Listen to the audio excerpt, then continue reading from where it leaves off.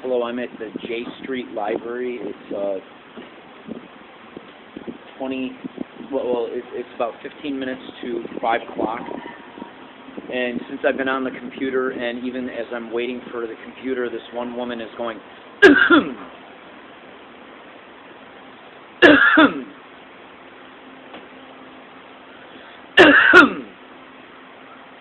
This is continuous for the full time I was on the computer, and even now.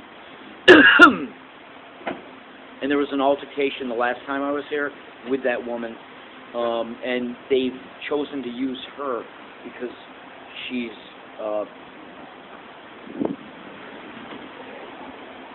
she doesn't have a home. She's homeless, so she bangs the chairs sometimes.